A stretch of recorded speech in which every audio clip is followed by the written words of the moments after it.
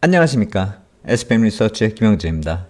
미국 쪽에서 여러 가지 일이 좀 빠르게 진행되고 있습니다. 크고 아름다운 법안, 빅 뷰티풀 빌이요. 그 법안 통과 전후에서 무디스의 국가신용등급 하락 얘기도 나오고 좀 복잡하게 진행이 됐었는데 이제 그런 것들이 하나둘씩 좀 지나가면서 가닥을 잡아가고 있다 이렇게 생각이 됩니다. 그리고 이 법안 통과 이외에도 오늘부터 캐나다에서 G7 재무장관 회의가 열리죠. 중요한 움직임들이 동시에 진행되고 있습니다. 어제 미국 하원 예산위원회 빅 뷰티풀 빌이 통과했습니다. 그리고 더불어서 지니어스 법안도 통과가 됐습니다. 이게 상하원 모두 다 통과한 건 아니기 때문에 그 다음 절차들이 남아있는데 일단 1차 관문들은 다 통과하고 있다 이렇게 보시면 될 것 같아요. 예상보다 좀 빠르게 진행되고 있습니다. 보통 메모리얼 데이를 기점으로 해서 해결되는 게 아닌가 그렇게 생각을 했었는데 그보다 좀 약간 더 빠르게 진행되고 있습니다. 그래서 지금 이 시간에 미국 시간으로 아침이죠. 트럼프 대통령은 의회를 또 방문해서 의회에 협조를 요청하는 그런 발언을 할 예정입니다. 미국 의회 법안 절차 간단히 살펴보면 어제 상임위원회 통과가 됐죠. 그러고 나면은 하원 규칙위원회를 통과하고 그 다음에 본회의에 상정된 다음에 투표를 하게 돼 있기 때문에 어제 통과된 것으로 끝난 게 아니라 오늘 절차도 중요하죠. 그리고 또 G7 재무장관 회의요. 이쪽에 대해서는 원론적으로 보는 경우도 있는데 재팬타임스 보면 FX 얘기를 하고 있습니다. 그러니까 무역 관세 전쟁 얘기 당연히 나오고요. 우크라이나 처리 문제도 나오는데 환율 문제 거론되는 게 상당히 관심이 갑니다. 최근에 달러 약세가 좀 심해지고 있는데 그 이후의 흐름 많이 주목이 되죠. 그리고 이게 단기적으로 마무리되는 게 아니라 올해 여름까지 이게 이어진다면 캐리 트레이드 얘기가 이제 엔캐리, 위안캐리, 스위스 프랑을 통한 그런 캐리 트레이드가 아니라 달러 캐리에 대한 얘기 이게 올 여름부터 본격화될 수 있다는 점도 이제 시장에서 서서히 거론되고 있습니다. 오늘 ING 쪽에서 나온 이 얘기요. 달러 캐리 트레이드가 부상한다. 이미 환율의 상당 부분 반영이 되고 있다 이렇게 볼 수도 있겠는데 올해 달러 대비 주요 이머징 국가 환율 흐름 보면은요. 헝가리가 굉장히 많이 올랐죠. 체코도 그렇고요. 폴란드, 브라질, 그 유명한 타이완 달러 여기 있습니다. 멕시코 페소, 루마니아 레오, 칠레 페소, 그리고 그 아래 한국 원화도 있습니다. 말레이시아 링기트, 남아공의 랜드 쭉 거론되고 있는데 달러 대비 상당히 강세를 보이고 있는 통화죠. 이게 여름까지 이어지면서 달러 캐리 트레이드로 이어질 수 있다는 것이죠. 달러가 약세를 보이고 미국 금리가 인하 쪽으로 방향을 잡으면 글로벌 유동성 흐름이 또 새롭게 달라진다는 것입니다. 미국이 금리 인하를 하게 되면은 이제 엔이나 유로처럼 달러 자체도 캐리 트레이드 통화가 될 수 있다는 것이죠. 그러면서 금리가 높은 쪽으로 하이 리스크 하이 리턴의 이머징 마켓 쪽으로 유동성이 올라갈 수 있다는 것이죠.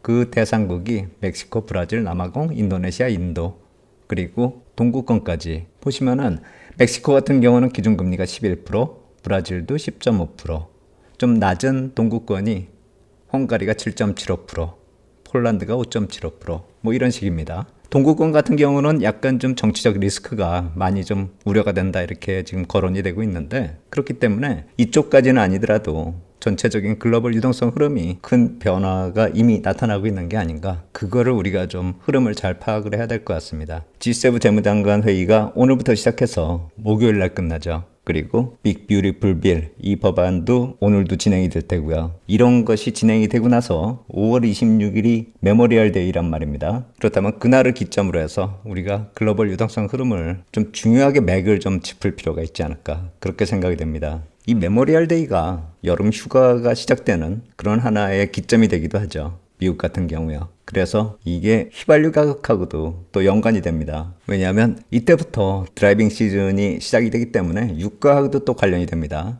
인플레이션과 또 중요해지는 그 흐름을 짚어야 된다는 것이죠. 그 얘기는 뒤에서 제가 다시 또 말씀드리도록 하겠습니다. 미국의 감세 법안 빅 뷰티풀 빌이요. 그거 통과 관련해가지고 금리가 좀 많이 왔다 갔다 하고 있죠. 그리고 또 무디스의 신용등급 이슈도 있었고요. 그러면서 금리가 10년물 금리가 장중에 4.6 근처까지도 가는 그런 모습 보였습니다. 30년물 금리는 이보다 좀 더 오른 거죠. 30년물 금리 감안할 때는 10년물 금리보다 한 44bp에서 51bp를 좀 추가하면 됩니다. 이번 달에 1개월부터 30년물까지 국채금리가 어떻게 움직였는지 미국의 국채금리 동향 한번 살펴보면 1년 이하짜리 빌은 뭐 그렇게 큰 변화가 없습니다. 보시면 1개월짜리가 월 초에 4.38, 지금 4.37, 3개월도 4.31, 4.39, 뭐 이 정도 변화인데 지금 10년물 보면은 4.25에서 4.46, 30년물이 4.74에서 4.92 이런 식으로 좀 변화폭이 크죠. 그래서 이 10년물 금리가 4.6까지 이렇게 갔을 때 30년물 금리가 5%를 넘어섰다 이렇게 보시면 되겠죠. 그리고 이것을 이벤트하고 좀 연결해 보면 지난 주말에도 이 감세 법안이 표결에 붙여졌다가 그때 통과가 안 됐습니다. 10년물 금리 흐름이 이런 식으로 나타났고요. 법안이 통과가 안 되니까 장중에 금리가 반등을 하는 그런 모습이 나타났고 이 모습은 무디스의 국가신용등급 하락 예의가 나왔을 때 이게 툭 튀어오르는 그 모습입니다. 그리고 이거는 이번 주 초 흐름이고요. 법안이 상정돼서 처리 과정에 있을 때 금리는 어느 정도 고점을 치고 하락 안정되는 흐름을 보였는데 이건 이벤트가 지나면서 통과가 되건 안 되건 이슈에 반락하는 흐름이다 이렇게 볼 수가 있는데 그게 통과가 안 되니까 다시 올라오는 모습이었다 이렇게 해석이 가능하고요. 물론 이게 팍 튀어오르지 않은 거는 언젠가 법안이 다시 재상정돼서 진행될 것이다 그걸 뜻하는 것이기도 하겠죠. 근데 그 이후에 국가신용등급 얘기가 나온 거고요. 금리 흐름에 있어서는 오늘 추가적으로 진행이 되면은 더 안정권으로 들어갈 수 있는 게 아닌가 그런 생각이 드는데 너무 큰 기대는 하지 않는 게 좋을 것 같다라는 생각이 듭니다. 그러니까 이번에 단기적으로 이렇게 올라오는 금리를 기회로 투자를 한 그런 경우가 있다라고 한다면은 너무 큰 수익을 바라는 게 아니라 단기 대응으로 마무리하는 게 낫지 않은가. 그러니까 보통 제가 10년물 기준으로 4.2에서 4.4 정도 이렇게 보는 그런 흐름 속에서 4.6까지 단기적으로 툭 튀어오른 이 흐름은 단기 이벤트성 재료가 반영됐다 이렇게 볼 수 있기 때문에 이 반락에서 어느 정도 정리하는 게 맞지 않나 전 그렇게 생각을 합니다. 국채 흐름 한번 살펴보겠습니다. 보시면은 먼저 기준금리가 어떻게 움직일지 그거 한번 생각해 봤을 때 재정 관련 법안하고는 이게 또 별개로 움직이고 있다는 점 우리가 좀 살펴볼 수 있습니다. 국가신용등급이건 뭐건 기준금리 전망에 있어서는 큰 변화가 없습니다. CME 패드워치 툴을 보면은 연말에 2번 금리 인하 또 3번 금리 인하하는 그 확률 거의 비슷하게 나타나고 있거든요. 이게 최근 흐름이 별로 변화가 없는 것입니다. 기준금리까지 건드릴 만한 그런 재료가 안 된다라는 것이죠. 만약에 무디스가 그 얘기 했을 때 이것까지도 막 변동이 되고 했었다라고 한다면 우리가 좀 크게 사안을 좀 크게 볼 필요가 있었지만 그럴 만한 사안이 아니라는 점은 기준금리 전망에서 우리가 찾아볼 수 있는 것이고요. 향후의 국채금리 흐름도 큰 변화를 기대하기는 아직 이르다 이렇게 생각이 됩니다. 이번 G7 재무장관 회담 끝난 다음에 그때 다시 한번 검토하면서 볼 필요가 있다 이렇게 생각이 되고요. 기준금리하고 10년물 금리 비교해 보면은요. 이 붉은색 선이 10년물 금리고요. 푸른색 선이 페더럴 펀드 레이트입니다.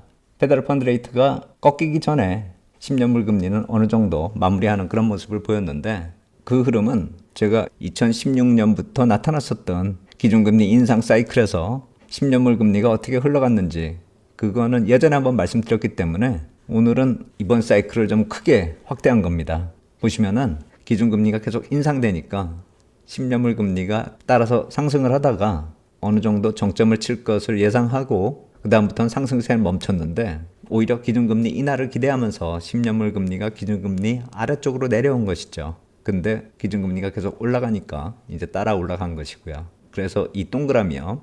이걸 트레이딩 레인지로 한번 또 생각을 해볼 수 있다는 것이죠. 이게 이렇게 기준금리가 올라갈 때는 10년물 금리가 기준금리보다 이 푸른색 선보다요. 이 위쪽에서 이렇게 계속 트레이딩 레인지가 이 위쪽을 이렇게 볼 수가 있는 것이죠.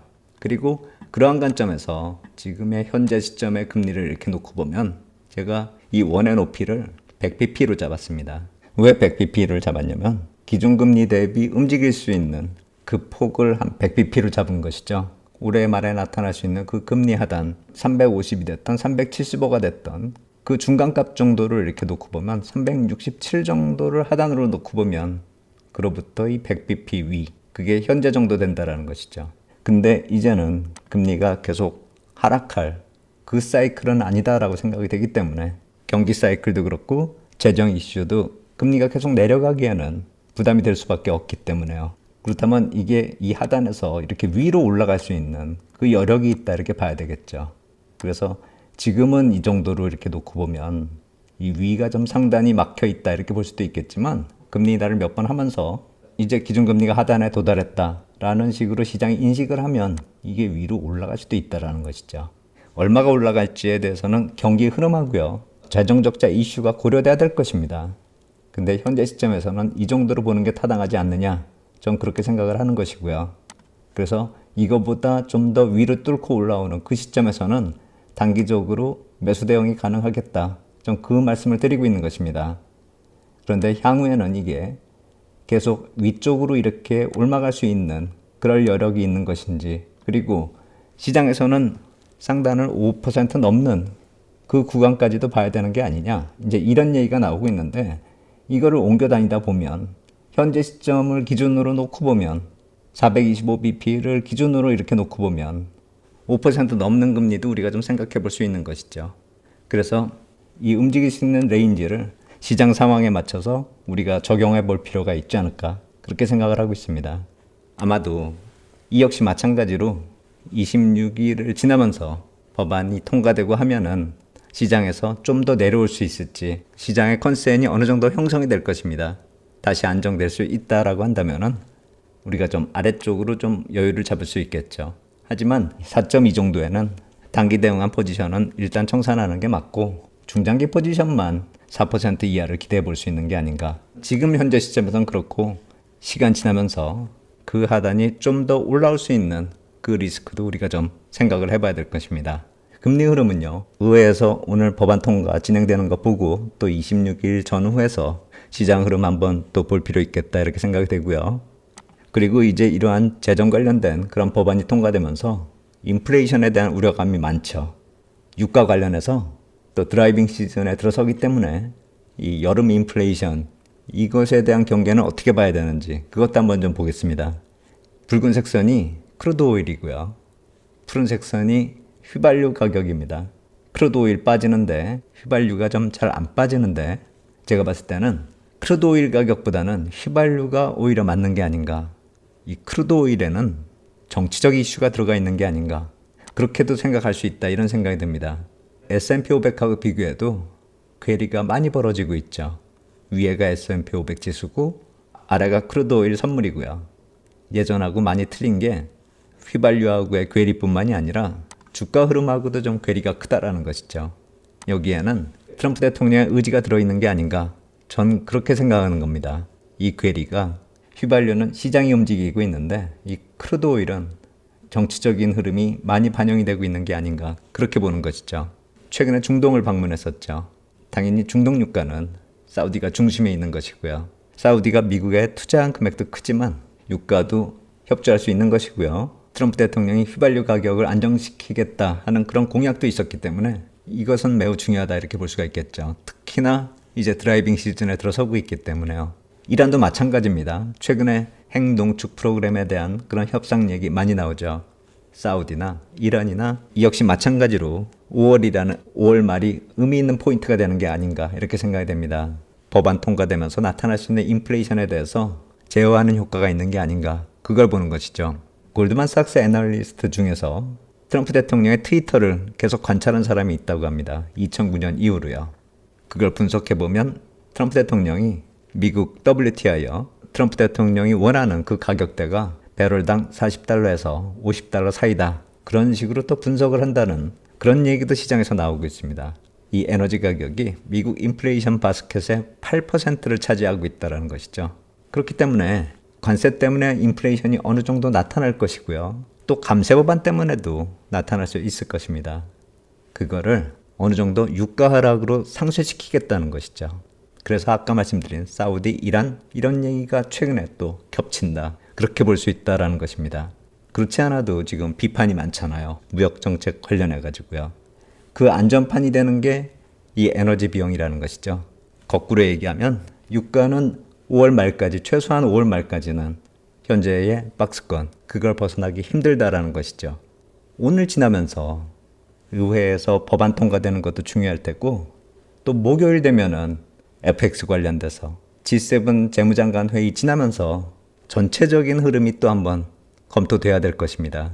오늘 이 법안 통과되는 거 트럼프 대통령이 가서 어떻게 얘기하는지, 또 어떻게 진행되는지, 그것도 상당히 중요해 보이는데, 이틀 뒤에 목요일 지나고 나면은 환율 시장 쪽에서 또 어떤 흐름이 나타나는지, 그리고 그게 여름에 과연 글로벌 유동성 흐름에서 캐리 트레이드까지로 이어질 수 있는지, 이건 상당히 중요한 포인트다 이렇게 생각이 됩니다.